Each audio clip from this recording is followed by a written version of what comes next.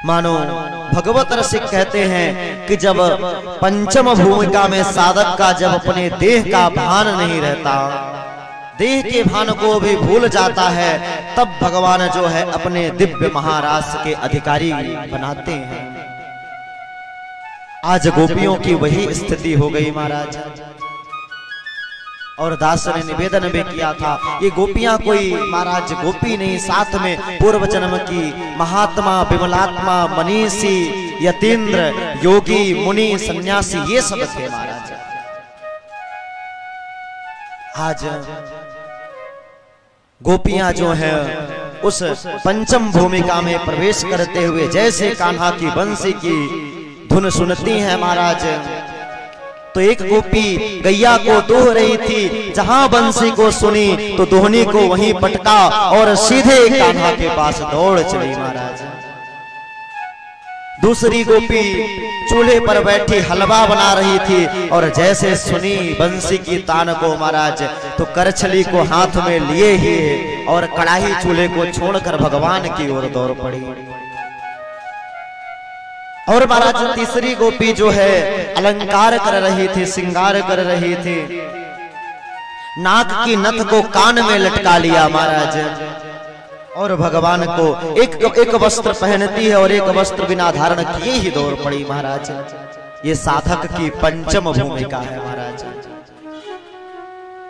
उल्टे सीधे कपड़े पहनकर चली आई। एक गोपी अंगराज लेपन कर रही थी, जहां बंसी की धुन सुनी तो जो अंगराज जहां लगा था वैसा ही लगा, छोड़कर आंख में काजल लगा रही थी। बंसी की धुन सुनाई पड़ी तो दूसरी आंख पे काजल भी नहीं लगाई महाराज, और भागते भागते चली आई। और गोविंद से मिलने की इतनी उत्कंठा महाराज। एक गोपी का पति महाराज गोपी को जाने नहीं देता था, और जब नहीं जाने दिया तो कृष्ण के वियोग में वह गोपी ने ऐसा प्राणायाम साधा और अपने प्राणों का त्याग कर दिया महाराज। ये पंचम भूमिका है महाराज, ये गोपत्व भाव है महाराज। जैसे मछली को जल से अलग कर दिया जाए तो मछली जल में जाने के लिए छटपटाती रहती है, उसी तरह जब हम सबके अंदर ऐसी इच्छा जागृत होगी परमात्मा से मिलने के लिए, जैसे मछली को जल से मिलने के लिए होती है, तब ठाकुर वह मिल जाएगा, तब गोपत्व भाव आ जाएगा महाराज। मानो गोविंद से मिलने के लिए जब गोपियां भागी तो बहुतों ने टोकने की चेष्टा करी, लेकिन गंगा की तरह गोमुख से जब निकलती हैं तो प्रियतम प्रेमास्पद सागर को पाकर के ही विश्राम लेती हैं। ठीक उसी प्रकार आज गोपियां अपने श्री बाके बिहारी राधा रमण लाल जी के पास चल पड़ी महाराज। जिस गोपी को रोकने की चेष्टा उसका पति करता है तो वह गोपी अपने प्राणों की आहुति दे देती है। इस तरह से महाराज मानो आज जब गोपियां भगवान के समक्ष पहुंची तो भगवान ने देखते ही सोचा कि पहले इन गोपियों का परीक्षण तो कर लिया जाए। आपत्काल परखिए चारी, धीरज धर्म मित्र और नारी। इन चार की परीक्षा आपत्ति के समय में होती है महाराज। धीरज, धर्म, धर्म की भी परीक्षा महाराज। धर्म कौन है? धर्म तो साक्षात भगवान है। धर्म की भी परीक्षा आपत्ति के समय में होती है महाराज। मित्र की भी परीक्षा आपत्ति के समय में होती है कि कौन मित्र है कौन शत्रु है। और अपनी नारी की, पत्नी की परीक्षा संकट के समय में होती है। मानो भगवान ने सोचा कि यह पंचम भूमिका को पार करके आ रही हैं, लेकिन एक बार इनका परीक्षण करना आवश्यक है। तो मानो आज श्याम सुंदर वाके बिहारी कह रहे हैं, स्वागतम वो महाभागा प्रियम किम करवाणि वह प्रजस्यानामयं कश्चिद भूतागमन कारणम। आओ आओ देवियों, आपका स्वागत है। गोपियां गदगद हो गई, पूछ रहे हैं भगवान की किस लिए आई हो, क्या प्रयोजन है। तो गोपियां मानो महाराज अपने दाहिने पांव के अंगूठे से मिट्टी को खुरदते हुए मानो भगवान ठाकुर जी पर क्रोध करते हुए बता रही हैं कि पहले तो बंसी की तान को छेड़कर बुलाते हो और जब मैं आ जाती हूं तो पूछते हो कि किस लिए आई हो, क्या प्रयोजन है। जब ऐसा मानो गोपियां बेचारी सोच रही कि क्या उत्तर दे, मौन कुछ नहीं बोली। भगवान आज इन सब के हृदयगत प्रेम को प्रकट करवाना चाहते थे कि किस लिए आई है। तो मानो भगवान आज अब पूर्णिमा की तिथि के दिन महाराज अंतर ध्यान हो गए और जैसे भगवान अंतर ध्यान हो गए, भगवान कहीं नहीं दिखाई दे रहे थे महाराज। चांदनी देखते देखते कहीं शेर भालू ना देख लें, इसलिए भगवान मानो आज अंतर ध्यान हो गए। चंद्रमा की चांदनी बहुत अच्छी तरह देख ली होगी, लेकिन गोपियों को चंद्रमा की चांदनी नहीं महाराज, उनको तो ठाकुर जी का साक्षात्कार चाहिए। मानो आज भगवान परीक्षण की दृष्टि से गोपियों का परीक्षण लेने के लिए अंतर ध्यान जब होते हैं तो गोपियों ने बड़े भाव के साथ, बड़े प्रेम के साथ गोपी गीत को गाया है।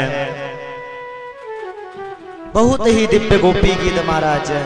ऐसा मानना है कि यदि गोपी गीत का भाव से पाठ किया जाए मात्र तो ठाकुर जी का साक्षात्कार होता है और ठाकुर जी बिना आए नहीं रह पाते, ठाकुर जी प्रकट हो जाते हैं। जयति तेलिका जन्मना व्रज श्रयति इंदिरा शाश्वतत्रही दयित दृश्यता देखता वही धृता सर्वस्वा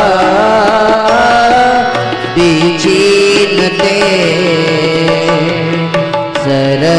शरदुदासे साधु जात सरसी जोदरा श्री मुसारिसा सूरत नाथ ते स्वर्गदासिका वरदन विघ्न तो नेह की बता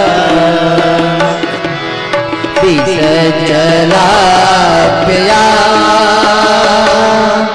प्याल राक्षसा वर्ष मारुता बैकुतानला त्रिसमयात्मजा बीस को भया ऋषभते वयं रक्षिता मुहो न खलो गोपिका नन्दनो भवा अखिल देहिना मंतरात्रिक विघ्न साधितो विश्वगोत्रये सखौ देवा सात्वताम्बुले विरचिता भया प्रीष्णयोर्यते चरण में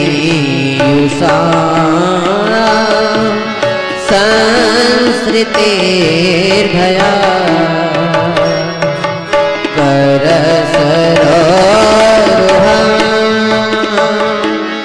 कांत कामदम शिरसि देना श्रीकर ब्रज जनार्तिहं